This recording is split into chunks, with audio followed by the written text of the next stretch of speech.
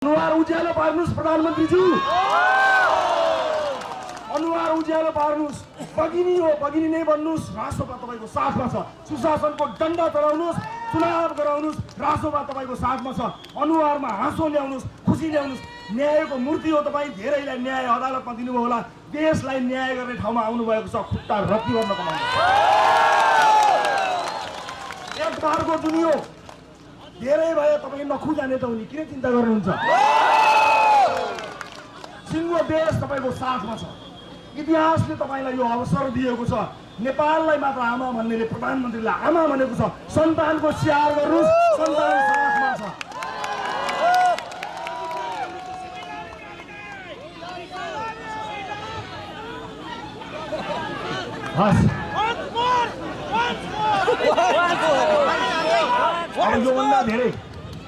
योभन्दा धेरै बोल्यो भने फेरि अर्को मुद्दा लाग्ला।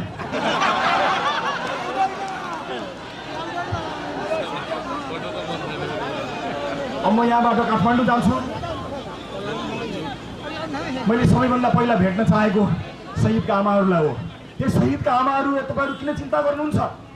तपाईँका छोराछोरीहरूले बलिदानी दिए, हामी जिउँदो छैनौँ र त्यो रगत खेर जान दिँदैन। किन चिन्ता गर्नुहुन्छ? मैले कारागारमा जाँदा तपाईँहरूलाई भनेको थिइनँ र? तपाईँहरूलाई समस्या पर्यो भने रवि लामिछाने त्यही कारागारमा छ, लखुमा छ, आउनुहोस् भनेको थिएँ। आज म आउँछु तपाईँकोमा, तपाईँको घरमा आउँछु। म तपाईँको आँसु पुस्ने कोसिस गर्नेछु। म मात्र होइन, सिङ्गो राष्ट्रपा तपाईँसँग आउनेछ। सिङ्गो चितवनको माया बोकेर म आज शहीदका आमाहरूलाई भेट्न जाँदैछु। यो सार्वजनिक मञ्चमा म ती आमाहरूलाई भन्न चाहन्छु, आमा हो, कोख रितिएको होला, केही छोराहरूले बलिदानी दिए होला। सिङ्गो चितवनका छोराछोरी तपाईँको साथमा छन्। तपाईँलाई हामी छोड्दैनौँ, हामी छोड्दैनौँ, हामी साथमा छौँ। समय लाग्ला, चिन्ता नगर्नुहोस्। तर यो देशमा सुशासन ल्याउनको निमित्त स्कुल ड्रेसमा संसद अगाडि ढलेको तपाईँको छोरो त्यहाँ ढल्यो होला, तर हामी ढल्न दिँदैनौँ। हामी ढल्न दिँदैनौँ। उसको शरीर ढल्यो, तर उसले बोकेर आएको सपनालाई हामी ढल्न दिँदैनौँ, मर्न दिँदैनौँ। यो शहीदका आमाहरू हो, आँसु पुछ, आँसु पुछ, छाती गह्रो पार, मुटु डालो पार, नडराउ, चिर ठाडो पार। एउटा छोरो ढल्यो होला, लाखौँ छोराहरू देशभरि छन्, नडराउ। यो शहीदका आमाहरू हो।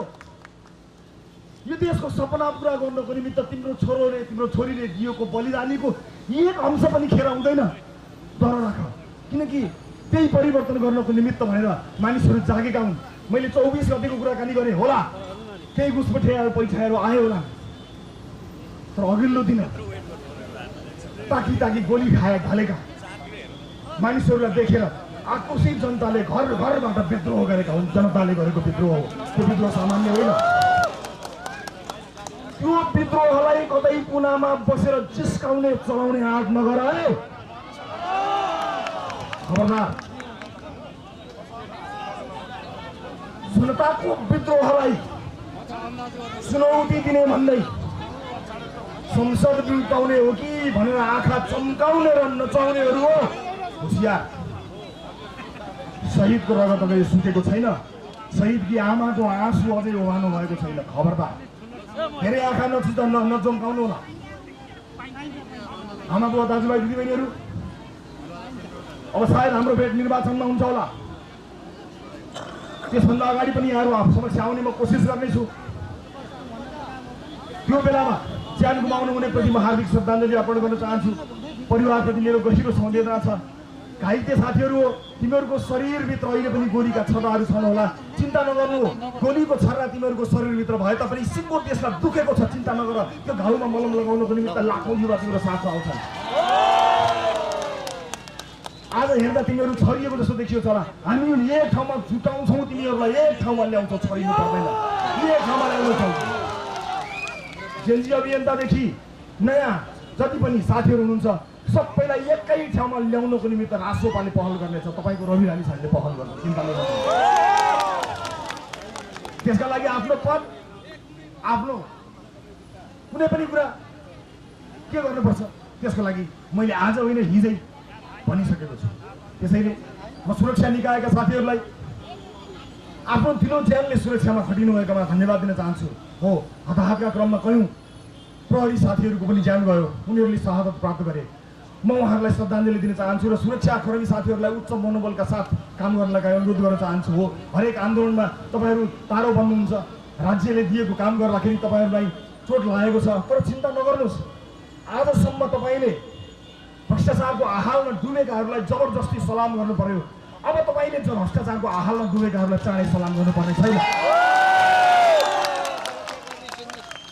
जतिखेर यो देशमा नागरिकको सरकार, वास्तविक जनताले भोट दिएर बनेको नागरिकको भ्रष्टाचारहरू मुक्त सरकार बन्नेछ, त्यतिखेर हिजोको आन्दोलनमा तपाईँले खाएको चोटको पनि बदला त्यतिखेर लिइनेछ। सुरक्षाकर्मी साथीहरू, मन सानो नपार्नु होला, हामी साथमा छौँ, चिन्ता नगर्नुहोस्। घाउ तपाईँलाई मात्र लागेको छैन, हामीलाई पनि लागेको छ।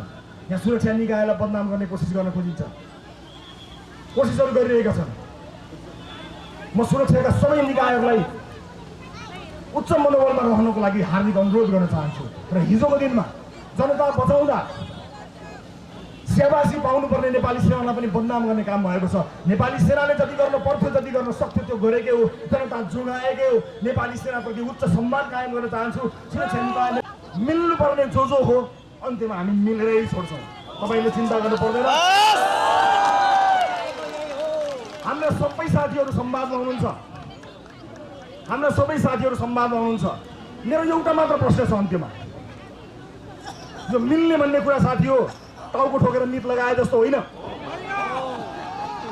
र यो मिल्ने भन्ने कुरो एउटा चुनावका लागि होइन। म एउटा चुनावका लागि राजनीतिमा आएको मान्छे होइन, म एउटा पुस्ताका लागि राजनीतिमा आएको मान्छे हो। सिङ्गो पुस्ताको भविष्य नबनुन्जेल मिलिरहने हो भने मिलाउ, नभए नमिलाउ। त्याग गर्ने नाम पहिलो लिस्टमा मैले आफ्नो नाम चढाएको छु। त्यहाँको छ एउटा पुस्ताका लागि मिल्ने हो भने पहिलो त्याग रवि लामिछानेले गर्छ। एउटा चुनावका लागि मात्र हो भने आइ एम सरी। तर मलाई विश्वास छ, देशले निकास लिनेवाला छ। मैले त्यतिखेर पनि भनेको थिएँ साथी हो, देशलाई प्रसव वेदना भएको चाहिँ दुखेको हो, किनकि परिवर्तन जन्मदैछ नि। आमाहरूलाई थाहा छ नि प्रसव वेदना, जब सन्तान जन्मिन्छ कति दुख छ। अहिले देशलाई दुखेको आमा हो, दुखेको, तर परिवर्तन रूपी सन्तान त जन्माउँदैछ नि। जेनजीले त्यसलाई अलिकति छिटो ल्याइदियो, तर हामी साथमा रहनेछौँ। परिवर्तन चाहने सबैसँग मिलेर अगाडि बढ्नेछौँ। मुलुकको परिवर्तनका लागि हामी प्रतिबद्ध छौँ। यहाँहरूले केही चिन्ता नगर्नु होला। र अर्को कुनै भव्य सभाका लागि म फेरि पनि आउनेछु, यहाँहरू समक्ष फेरि पनि बस्नेछु। आजको लागि मैले आफ्नो भनाइ यही टुङ्ग्याएँ। र आफ्नो अभिव्यक्तिहरू, अब हाम्रा अभिव्यक्तिहरू हामीले ध्यानपूर्वक दिनुपर्नेछ। मुलुकको भविष्यलाई सोचेर हामीले हाम्रा क्रियाकलापहरू अगाडि बढाउनु पर्नेछ। भत्केका संरचनाहरू बनाउनु पर्नेछ। टुटेका सपनाहरूलाई हामीले सास आवाज दिनुपर्नेछ। त्यसैले हामी त्यसैका लागि तयार भएर बसेका छौँ। म आज यहाँ छु, भोलि म कहाँ हुन्छु मलाई थाहा छैन। पुरानाले दुःख दिए, आशा छ नयाँहरूले दुःख दिने छैनन्। मलाई विश्वास छ तपाईँहरू सबैको साथ। मलाई के विश्वास छ भने तपाईँहरूको सबैको साथ, माया र विश्वासका साथ हामी यो मुलुकलाई नयाँ नेतृत्वमा लिएर जानेछौँ। आगामी चुनाव तपाईँ हाम्रो भविष्यका लागि अत्यन्त महत्त्वपूर्ण चुनाव हो। त्यसकारणले सरकारलाई सुशासनको डन्डा चलाउँदै समयमा निर्वाचन गर्नको निमित्त हाम्रो साथ रहेको कुरा म 24 कोटीबाट बताउन चाहन्छु। म नखु कारागारको जेलमा बसेर कहिलेकाहीँ टेलिभिजन हेर्थेँ। मैले आजभोलि प्रधानमन्त्रीको जीको अनुहार अँध्यारो देखेको छु। अनुहार उज्यालो पार्नुहोस् प्रधानमन्त्रीज्यू, अनुहार उज्यालो पार्नुहोस्। बगिनी हो, बगिनी नै बन्नुहोस्। रासोपा तपाईँको साथमा छ। सुशासनको डन्डा चलाउनुहोस्, चुनाव गराउनुहोस्। रासोपा तपाईँको साथमा छ। अनुहारमा हाँसो ल्याउनुहोस्, खुसी ल्याउनुहोस्। न्यायको मूर्ति हो तपाईँ। धेरैलाई न्याय अदालतमा दिनुभयो होला। देशलाई न्याय गर्ने ठाउँमा आउनुभएको छ। खुट्टा रत्ती गर्न कमाउनु एक बारको दुनियो धेरै भए तपाईँ नखु जाने त हुने, किन चिन्ता गर्नुहुन्छ? सिङ्गो देश तपाईँको साथमा छ। इतिहासले तपाईँलाई यो अवसर दिएको छ। नेपाललाई मात्र आमा भन्नेले प्रधानमन्त्रीलाई आमा भनेको छ। सन्तानको स्याहार गर्नुहोस्, सन्तान साथमा छ।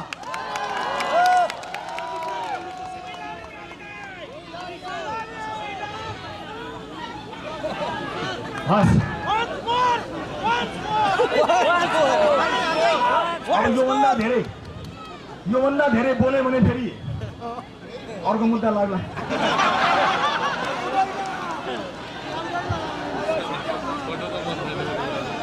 अब म यहाँबाट काठमाडौँ जान्छु। मैले सबैभन्दा पहिला भेट्न चाहेको शहीदका आमाहरूलाई हो। त्यो शहीदका आमाहरू तपाईँहरू किन चिन्ता गर्नुहुन्छ? तपाईँका छोराछोरीहरूले बलिदानी दिए, हामी जिउँदो छैनौँ र त्यो रगत खेर जान धेरै किन चिन्ता गर्नुहुन्छ? मैले कारागारमा जाँदा तपाईँहरूलाई भनेको थिइनँ र तपाईँहरूलाई समस्या पर्यो भने रवि लामिछाने त्यही कारागारमा छ, लखुमा छ, आउनुहोस् भनेको थिएँ। आज म आउँछु तपाईँकोमा, तपाईँको घरमा आउँछु। म तपाईँको आँसु पुस्ने कोसिस गर्नेछु। म मात्र होइन, सिङ्गो रासोमा तपाईँसँग आउनेछ। सिङ्गो चितवनको माया बोकेर म आज शहीदका आमाहरूलाई भेट्न जाँदैछु। यो सार्वजनिक मञ्चमा म ती आमाहरूलाई भन्न चाहन्छु, आमा हो, कोख रितिएको होला, केही छोराहरूले बलिदानी दिए होला, सिङ्गो चितवनका छोराछोरी तपाईँको साथमा छन्। तपाईँलाई हामी छोड्दैनौँ, हामी साथमा छौँ। समय लाग्ला, चिन्ता नगर्नुहोस्। तर यो देशमा सुशासन ल्याउनको निमित्त स्कुल ड्रेसमा संसद अगाडि ढलेको तपाईँको छोरो त्यहाँ ढल्यो होला, तर हामी ढल्न दिँदैनौँ।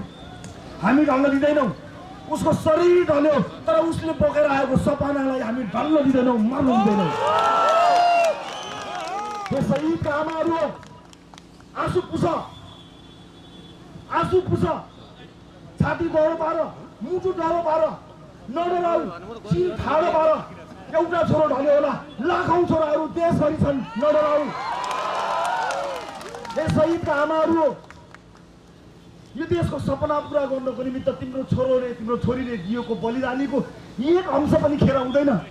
डर राख, किनकि त्यही परिवर्तन गर्नको निमित्त भनेर मानिसहरू जागेका हुन्। मैले 24 गतिको कुराकानी गरेँ होला, केही घुसपैठियाहरू पैठाहरू आयो होला, तर अघिल्लो दिन ताकी गोली खाए ढलेका मानिसहरूलाई देखेर आक्रोशित जनताले घरबाट विद्रोह गरेका हुन्। जनताले गरेको विद्रोह हो, त्यो विद्रोह सामान्य होइन। त्यो विद्रोहलाई कतै कुनामा बसेर चिस्काउने चलाउने आँट नगर है, खबरदार। जनताको विद्रोहलाई चुनौती दिने भन्दै संसद बिउताउने हो कि भनेर आँखा चम्काउने र नचाउनेहरू हो होसियार। शहीदको रगत अझै सुकेको छैन, शहीदकी आमाको आँसु अझै ओभानो भएको छैन, खबरदार। धेरै आँखा नचम्काउनु होला। आमाको दाजुभाइ दिदीबहिनीहरू, अब सायद हाम्रो भेट निर्वाचनमा हुन्छ होला, त्यसभन्दा अगाडि पनि यहाँहरू समस्या आउने म कोसिस गर्नेछु। त्यो बेलामा ज्यान गुमाउनु हुनेप्रति म हार्दिक श्रद्धाञ्जली अर्पण गर्न चाहन्छु। परिवारप्रति मेरो गहिरो संवेदना छ।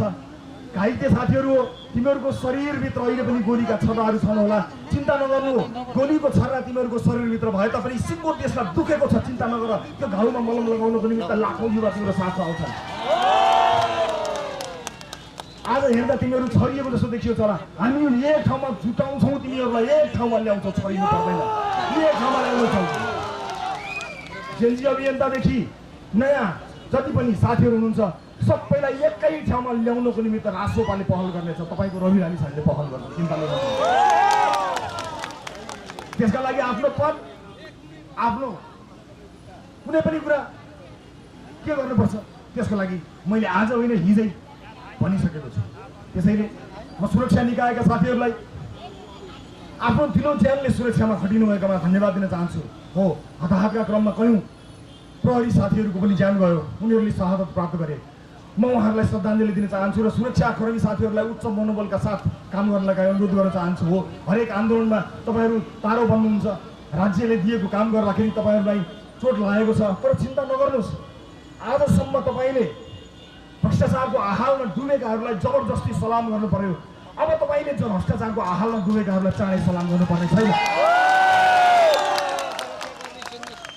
जतिखेर यो देशमा नागरिकको सरकार, वास्तविक जनताले भोट दिएर बनेको नागरिकको भ्रष्टाचारहरू मुक्त सरकार बन्नेछ, त्यतिखेर हिजोको आन्दोलनमा तपाईँले खाएको चोटको पनि बदला त्यतिखेर लिइनेछ। सुरक्षाकर्मी साथीहरू, मन सानो नपार्नु होला, हामी साथमा छौँ, चिन्ता नगर्नुहोस्। घाउ तपाईँलाई मात्र लागेको छैन, हामीलाई पनि लागेको छ। यहाँ सुरक्षा निकायलाई बदनाम गर्ने कोसिस गर्न खोजिन्छ, कोसिसहरू गरिरहेका छन्। म सुरक्षाका सबै निकायहरूलाई उच्च मनोबलमा रहनको लागि हार्दिक अनुरोध गर्न चाहन्छु। र हिजोको दिनमा जनता बचाउँदा सेवासी पाउनुपर्ने नेपाली सेनालाई पनि बदनाम गर्ने काम भएको छ। नेपाली सेनाले जति गर्न पर्थ्यो जति गर्न सक्थ्यो त्यो गरेकै हो, जनता जोगाएकै हो। नेपाली सेनाप्रति उच्च सम्मान कायम गर्न चाहन्छु। सुरक्षा निकाय नेपाल प्रहरीप्रति सम्मान कायम गर्न चाहन्छु। राष्ट्रलाई कमजोर पार्नको निमित्त यी निकायहरूमा आक्रमण गर्न बन्द गर्नुहोला। न्यायिक निकायलाई उच्च मनोबलका साथ अगाडि बढ्नको लागि अनुरोध गर्न चाहन्छु। जसले जे भने पनि हामीले विश्वास गर्ने न्यायालय नै हो। न्यायालयप्रतिको सम्मान कायम राख्नुपर्छ साथीहरू। न्यायालयका बहसहरूलाई सडकमा ल्याउनु उचित हुँदैन। न्यायालयलाई सुधार्नुपर्छ, आफ्नो ठाउँमा छ, तर भएको न्यायालयलाई विश्वास गर्ने हो, न्याय दिने न्यायालय नै हो। न्यायालयप्रति पनि मेरो उच्च सम्मान रहेको कुरा पनि म आज यहाँ अभिव्यक्त गर्न चाहन्छु। र यो सँगसँगै आजको यो भन्न खोजेको छोटो हुन गएको लामो मन्तव्य यही टुङ्ग्याउँछु। 5 मिनट बोलेर जान्छु भनेर आएको 15 मिनट भयो। यत्रो माया पाएपछि 5 मिनट को जान्छ।